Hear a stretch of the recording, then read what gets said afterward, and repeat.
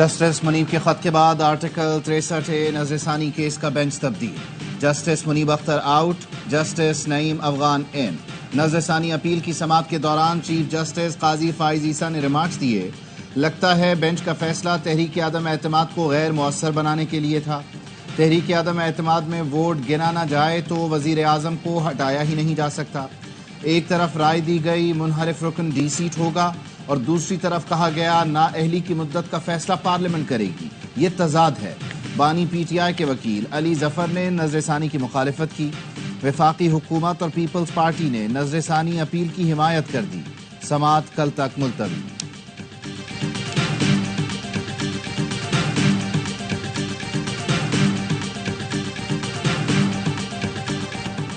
Justice قاضی فائز عیسیٰ نے بتایا کل جسٹس منیب اختر کو خط لکھا. انہوں نے پوزیشن برقرار رکھی.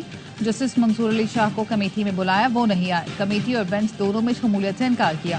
اب سپریم کورٹ میں کچھ بھی بند دروازوں کے پیچھے نہیں ہوتا. پریکٹس اینڈ پروسیجر کمیٹی کے منٹس آف میٹنگ جاری کر دیے گئے.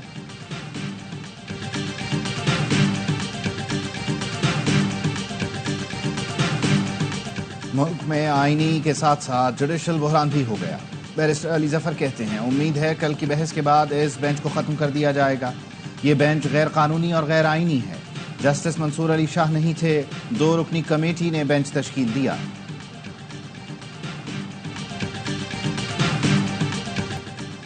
اسلام آباد میں عدالتی جنگ سے کوئی تعلق نہیں. قاضی فائز عیسیٰ کے لیے جدوجہد نہیں کر رہا.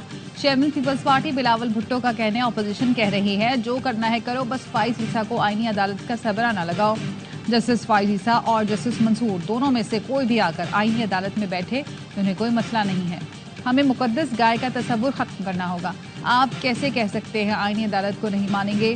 جو آئین ہوگا اسے آپ کو ماننا پڑے گا. 2008 میں آئینی ترامیم پر اتفاق رائے نہ بنا سکے، یہ شہید بے نظیر بھٹو کا نامکمل مشن ہے. جب کرسی پر بات آتی ہے تو آئین یاد آ جاتا ہے. مشرف راج میں آئین یاد نہیں تھا. پیپلز پارٹی کا آئینی ترامیم کے لیے اتحادی اور اپوزیشن جماعتوں سے مشاورت تیز کرنے کا فیصلہ. شہری رحمان اور نیر بخاری کی اے این پی اور قاف لیگ وفد سے ملاقاتیں. چودھری صالح حسین اور ہدایت اللہ سے آئینی ترامیم سے متعلق بات چیت کی گئی. شہری رحمان کہتی ہیں کوشش ہے 2006 کے میثاق جمہوریت کے مطابق آئینی عدالت کا قیام ہو. آئینی ترامیم کا عمل فرد واحد کے لیے نہ ہو. وفاقی آئینی عدالت میں صوبوں کی بھی نمائندگی ہو. آئینی ترامیم پر اتفاق رائے پیدا کرنے کی کوشش کر رہے ہیں. رات کے اندھیرے میں چور دروازے سے بل لانا ہمارا وتیرہ نہیں.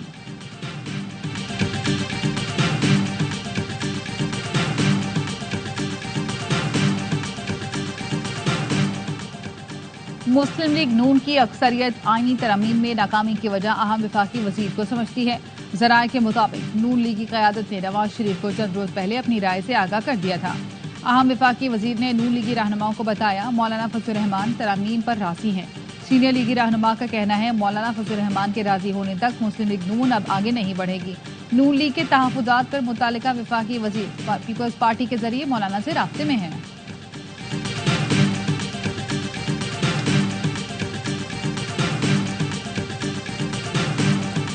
وزیر داخلہ محسن نقوی کی مولانا فضل الرحمان سے ان کی رہائش گاہ پر ملاقات. بلا مقابلہ جے یو آئی کے امیر منتخب ہونے پر مبارکباد دی.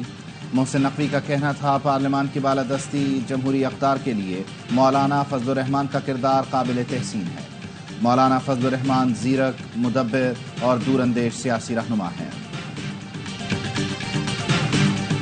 وزیر اعظم شہباز شریف نے اہم اجلاس آج طلب کر لیا. ذرائع کے مطابق ایس سی او اجلاس کی تیاری سے متعلق جائزہ لیا جائے گا. شنگھائی تعاون تنظیم کا اجلاس رواں ماہ اسلام آباد میں ہوگا. وفاقی کابینہ کا آج ہونے والا اجلاس ملتوی کیا گیا. تبدیلی کا جنون، انا للہ و انا الیہ راجعون. وزیر اطلاعات عطا تارڑ کہتے ہیں جب انقلاب آتا ہے لاکھوں کا مجمع ہوتا ہے. 4 کنٹینر سے انقلاب نہیں رکتا. 10 وزراء، 5 سرکاری گاڑیاں اور 200 لوگوں کے ساتھ انقلاب نہیں آتا. تبدیلی کا جذبہ انقلاب کا اعلان صرف اس لیے ہے کہ معاشی اشاریے بہتر ہو رہے ہیں. یہ ملک کو عدم استحکام کا شکار کرنا چاہتے ہیں. امن و امان کو خراب کرنے کی کوشش ریاست برداشت نہیں کرے گی. پنجاب حکومت نے میاں والی میں 7، فیصل آباد، ٹوبہ ٹیک سنگھ اور بہاولپور میں 2 دن کے لیے دفعہ 144 نافذ کر دی.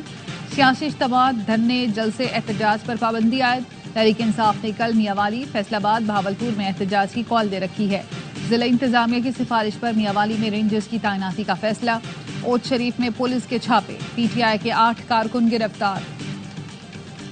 पाकिस्तान में 44 माह बाद महंगाई की शरह में नुमाया कमी। इदारा शुमारियात के मुताबिक मुल्क में महंगाई की शरह 9.6 से कम होकर 6.9% पर आ गई। माहिरीन का कहना है अफरात ज़र में कमी की बड़ी वजह आलमी अजनास और तवानाई की कीमतों में कमी है। डॉलर के मुकाबले में पाकिस्तानी रुपए की कदर में इस्तेहकाम देखा गया।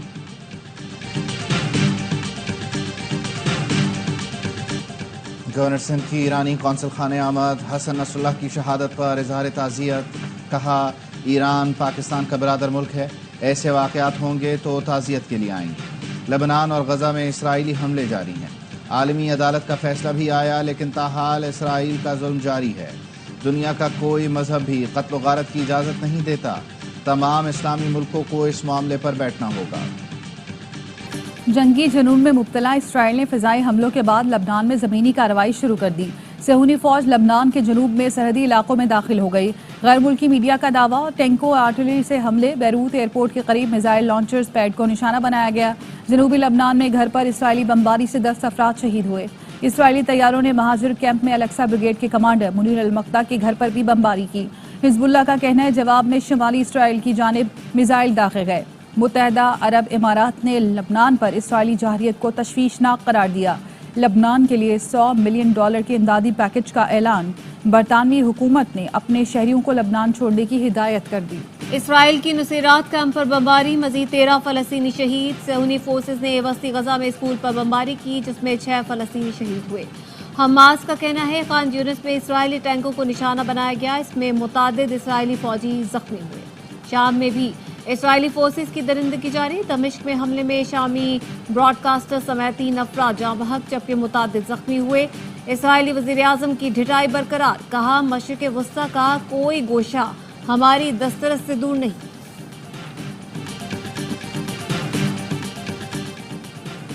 अमरीका लबनान पर हमला करने के इसराइली मंसूबों से आगाह है। अमरीकी महकमा खारजा के तर्जुमान मैथ्यू मिलर कहते हैं इसराइल ने बताया महदूद ऑपरेशंस हैं जो सरहद के करीब कर रहे हैं।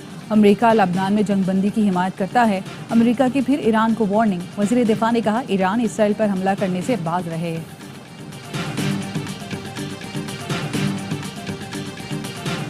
7 अक्टूबर को पूरा पाकिस्तान फ़लस्तीनियों के लिए खड़ा हो। जमात इस्लामी हुकूमत और पीटीआई समेत तमाम जमातों से बात करेगी।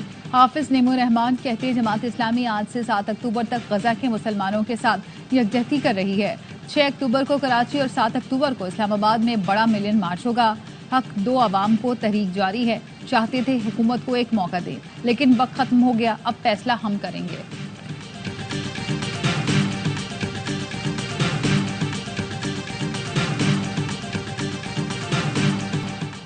फायरिंग की आवाज़ सुनकर गया तो सब साथी शहीद हो चुके थे।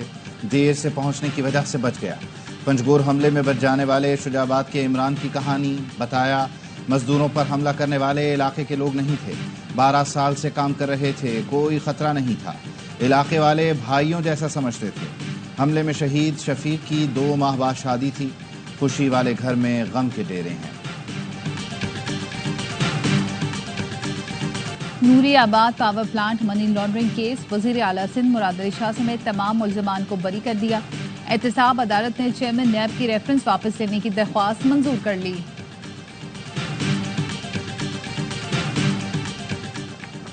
मुमताज़ स्कॉलर डॉक्टर जाकिर नाइक से पार्लियामेंट हाउस में स्पीकर अयाज सादिक की मुलाकात। डॉक्टर जाकिर नाइक ने कहा पाकिस्तान के लोग बहुत मोहब्बत करने वाले हैं। उम्मत मुस्लिमा को इख्तलाफात भुलाकर कुरान और सुन्नत की रोशनी में मुत्तहिद होने की ज़रूरत है। मेरे तबलीगी काम का मकसद दुनिया में इस्लाम के अमन और मोहब्बत के हकीकी पैगाम को उजागर करना है। अयाज सादिक ने कहा डॉक्टर जाकिर नाइक की अमन और मोहब्बत के पैगाम को आम करने की काविशें काबिल सताइश हैं।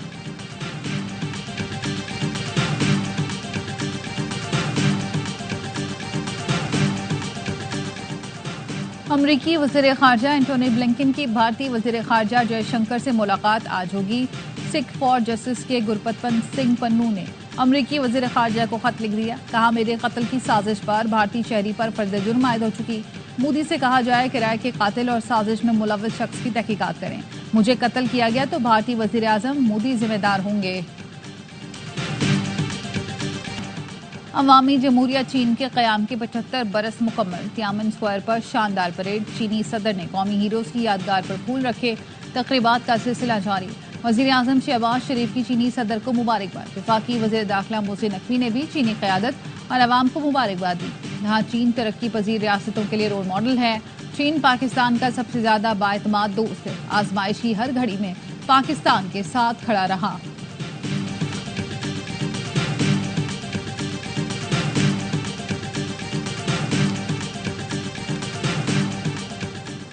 پاک انگلینڈ ٹیسٹ سیریز کی تیاریوں کا آغاز. قومی کھلاڑی آج ملتان میں اسکواڈ کو جوائن کریں گے. کل سے ٹریننگ کریں گے.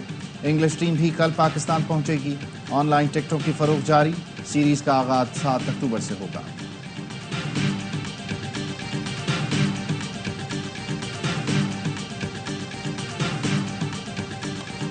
بھارت نے بنگلہ دیش کے خلاف 5 روز کا ٹیسٹ میچ 3 دن میں جیت لیا. میچ کا دوسرا اور تیسرا دن بارش کے باعث واش آؤٹ ہوا. ٹیسٹ میچ ڈرا کی جانب گامزن تھا لیکن چوتھے روز 18 وکٹیں گری. بھارت نے بنگلہ دیش کو پہلی اننگز میں 233 رنز پر آؤٹ کیا.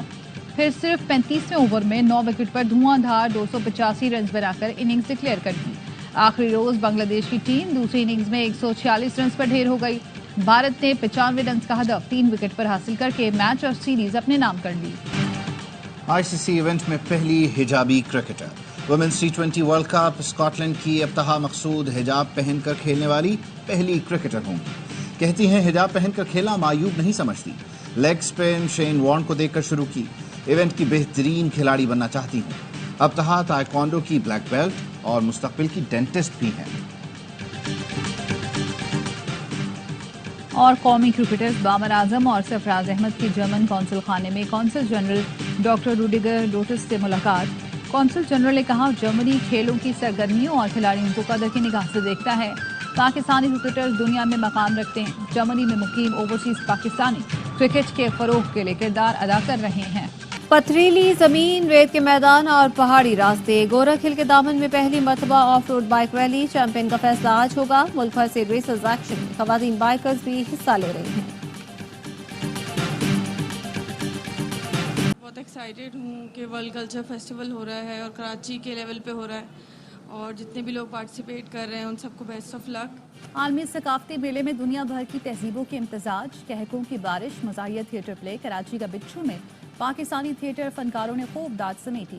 ورلڈ کلچر فیسٹیول میں آج پاکستانی تھیٹر گروپ تعلیم بالغاں 2.0 پیش کرے گا.